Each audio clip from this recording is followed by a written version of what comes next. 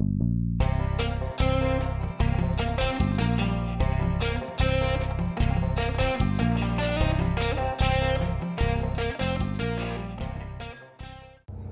my name is Frank, and welcome to my farm.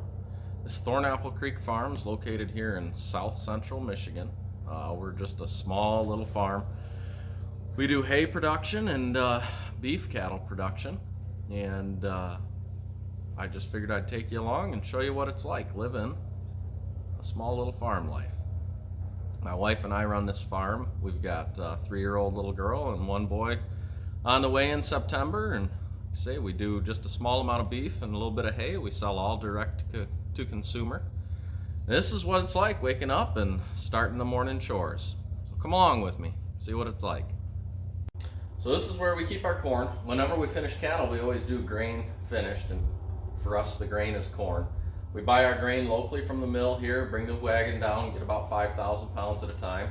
And my finishing ration is free choice hay, as well as a little bit of pasture, and about 10 pounds per head per day. So right now we're finishing off 5 holsteins. So we're gonna go ahead and fill these buckets, get 50 pounds of corn, and go out and see the cows.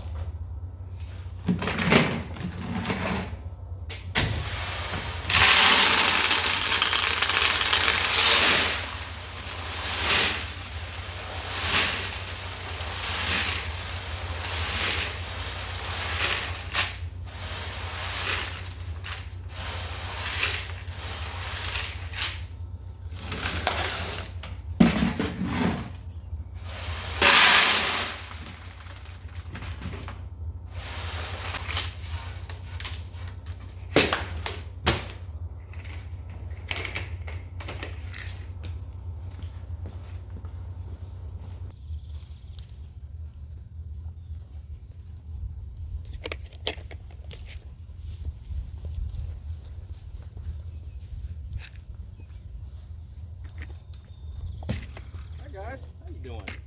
Morning. Yeah, how we doing? How's it going for you? Yeah. How we doing? Good morning.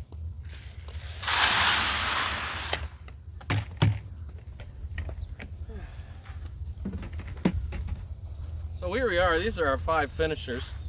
We kind of do a mix here. Sometimes we'll finish off Holsteins.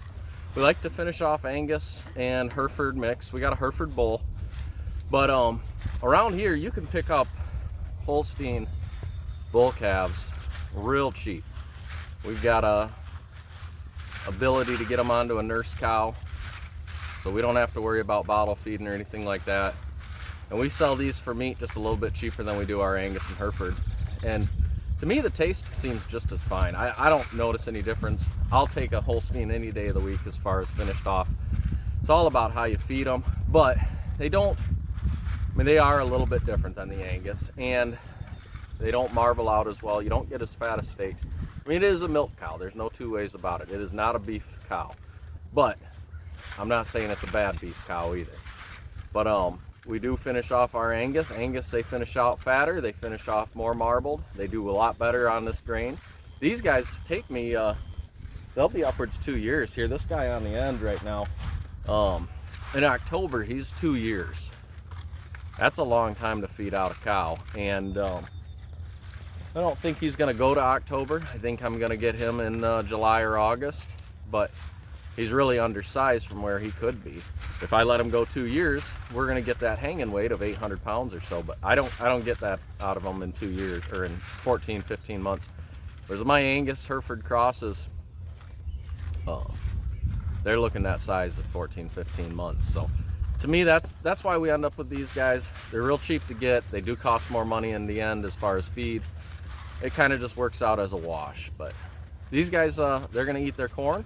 They got their hay out back there, which looks like they're gonna need more hay today. We'll get them a round bale today. And then we're gonna move over to the cow-calf pasture and see how they're doing. So right over here, we got our cow-calf pasture. It's also got our bull in it. This right here is a Angus cross cow. She's been bred. We got a Charolais cross over there. It's been bred. There's our bull. The one Holstein that's made it through. we got a soft spot on this cow. She's called Baby Cow, and she's a little hard on her head, and she is just one of the sweetest cows we got. So that's the only Holstein that's ever made it over into this side of the pasture, and I don't think she's ever leaving this side of the pasture. Back there you can see a group of our Angus calves. What we do is we leave everybody on grass and hay until they get around that 700 pounds mark. So those are all Angus steers over there. So they're going to stay on grass till they get around 700 pounds. Once they get over 700 pounds, they get moved over to our finishing pen. Let's take a walk with me here. Oh, got a rabbit little taking off there. Hey bunny, how we doing this morning? How we doing? Yep. So this Dexter over here, Dexter's our herd bull.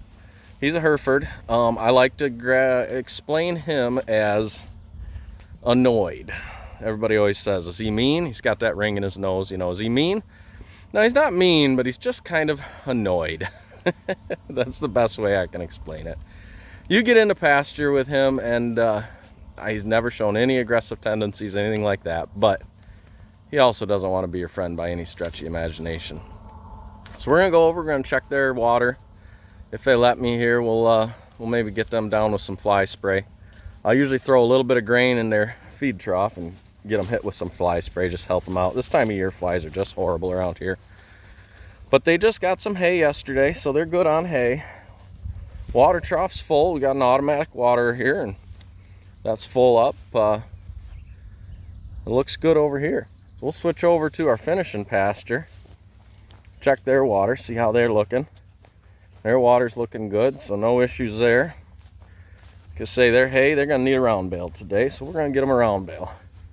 I am gonna move these cows, the cows and calves, out into this middle section. I've got, you know, the cow-calf pasture right there, the finishing pasture over here, and this middle section, just to kind of save me time and gas and mowing, I put them out in it. So let's get this electric fence, this temporary electric fence strung, and let these guys move over here.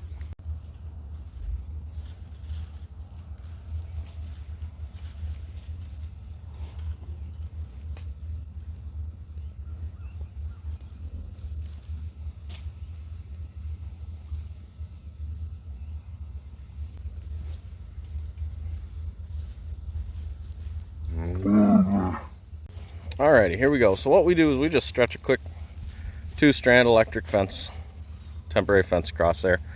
Gives them a chance to get out into here and eat up a little bit. They always like it. And then we got this little Dare electric tester. We always like to make sure. Sometimes things happen, they short out, and oh yeah, we're looking good there. So then we're going to jump over to the temporary, make sure that we're looking good there. Yep, still running 6. All right, so we're gonna go ahead and let these guys out, which they all pretty much know what's gonna happen. They get a little feisty at first usually, but they'll calm down. They'll be excited about the fresh grass. Alrighty, here we go. We got them out. They're coming out right now. We got the babies out. We got a couple of the new ones that aren't quite ready, and they haven't done this yet, I don't think. It's okay, guys. It's okay. Come on out. They haven't done it yet. The babies are kind of new at this, but these cows are just gonna sit out here today. Just easy. If I'm gonna have a day around the farm, I leave them out here just so that they can kind of get a quick and help me do a little bit of mowing too. I mean, why not? But these guys are out here. These guys are gonna clean this up. There's not a tremendous amount of grass for them to eat, but there's a decent amount. They'll get on it today. These two are my newest right here.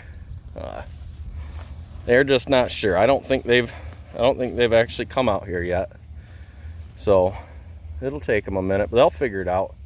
Green grass is always something they're gonna figure out, and you know, they're gonna see the other ones out here. Let's go take a look at Dexter. Let's go visit him. Basically all I'm gonna do is annoy him, because he really doesn't want me to visit him. But Baby Cow's over here, and she's friendlier. Hi, baby girl. How we doing? Yeah, Dexter walks away. How you doing, baby girl? Yeah.